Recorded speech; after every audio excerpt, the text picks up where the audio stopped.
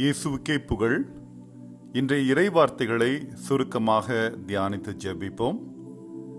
இன்று திருவருகை காலத்தின் 2வது வாரத்தின் புதன்கிழமை.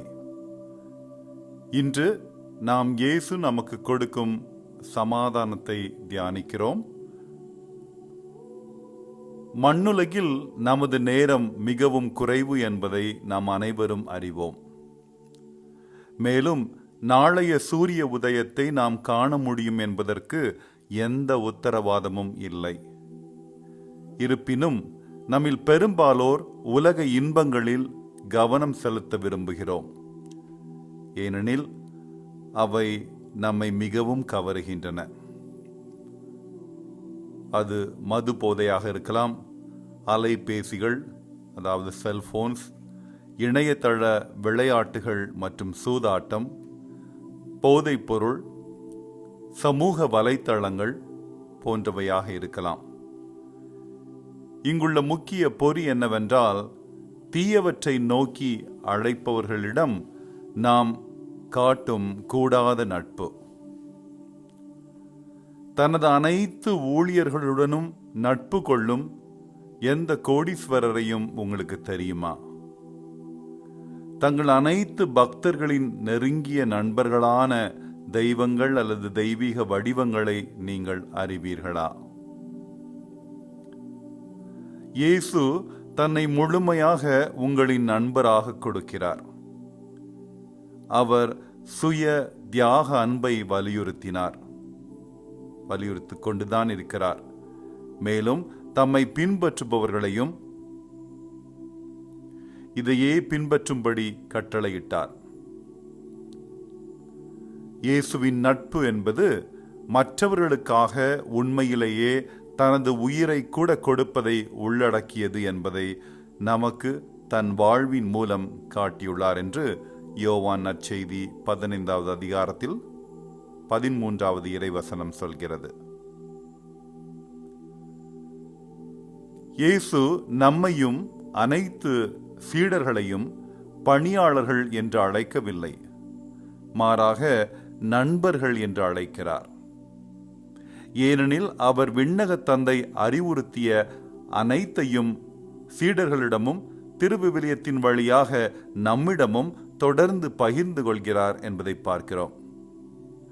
யோவான் 15வது அதிகாரத்தில் 15வது இறைவார்த்தை இவ்வாறு சொல்கிறது. இவ்வாறு இயேசுவுடன் வெளிப்படைத்தன்மை, நம்பிக்கை மற்றும் தியாக அன்புடன் கூடிய தோழமை மற்றும் மிகுந்த நெருக்கத்தை பகிர்ந்து கொள்ள நாம் இன்று அழைக்கப்படுகிறோம்.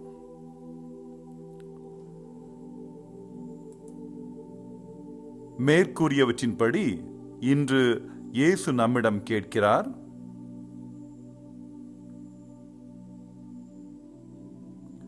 பெரும் சுமை சுமந்து சோர்ந்திருப்பவர்களே, எல்லோரும் என்னிடம் வாருங்கள்,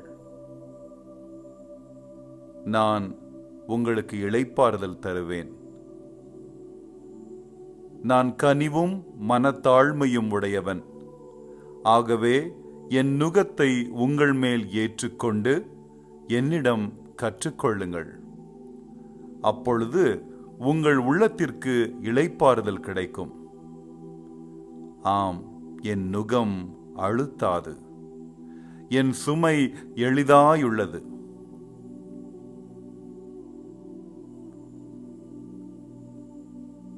இதுதான் இன்றைய முக்கிய நற்செய்தி.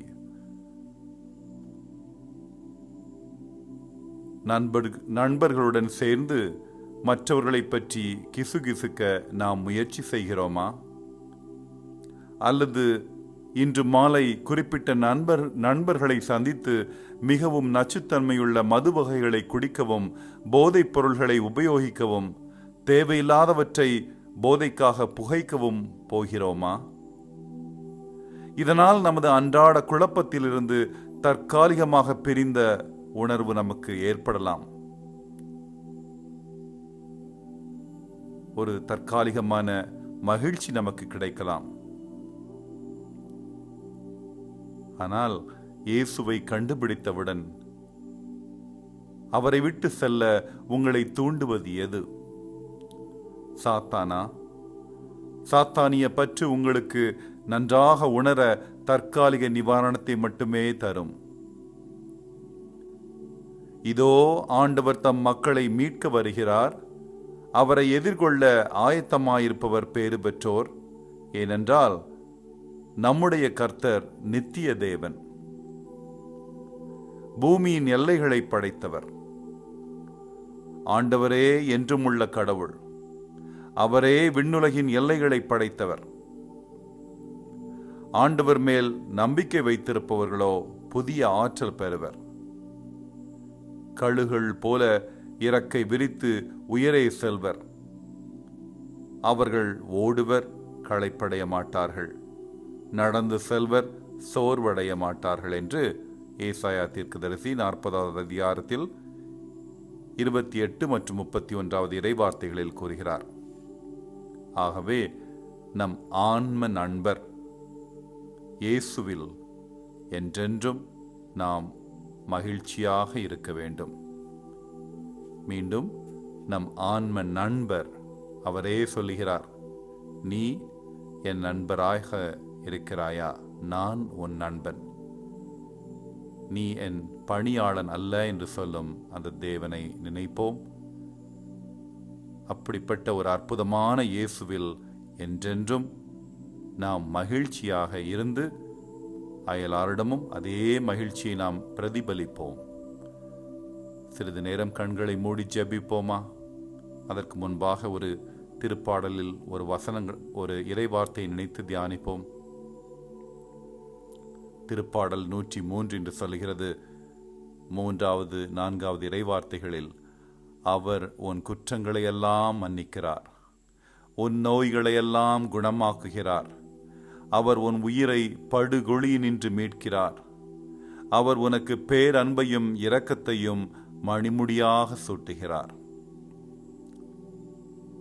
இப்படிப்பட்ட சிந்தனையிலே அவரை நோக்கி, என்னுடைய நண்பராக இருக்கிறீரே, என்னுடைய குற்றங்களையெல்லாம் நீர் மன்னிக்கிறீரே, என்னுடைய நோய்களையெல்லாம் குணமாக்குகிறேன் என்று கண்களை மூடி நம்முடைய தேவைக்காக ஒரு சிறிய மன்றாட்டை எடுத்து பார்ப்போம்.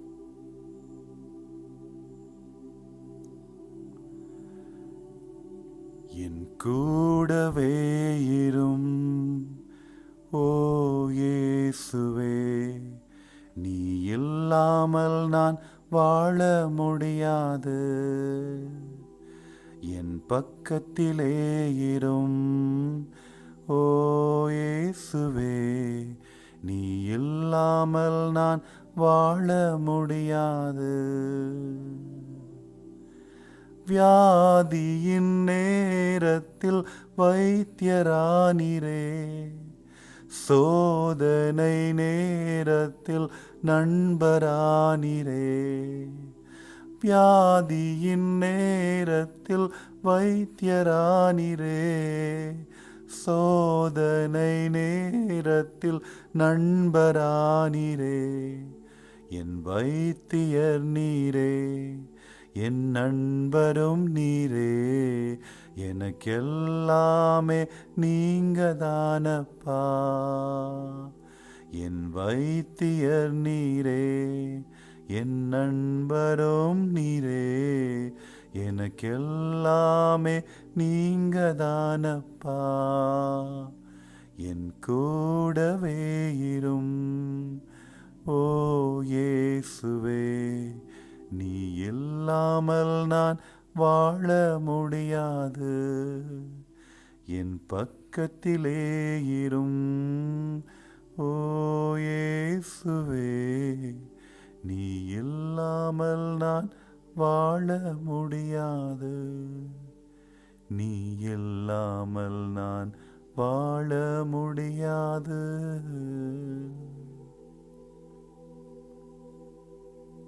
எல்லாம் வல்லவரான எங்கள் நண்பரும் மீட்பருமான இயேசுவே, பாவிகளான எம்மை மீட்க நீர் மண்ணுலகுக்கு வர திருவுளம் கொண்டீரப்பா. எங்கள் மீது கொண்ட இறையன்பினால் நீர் இவ்வாறாக செய்தீர்.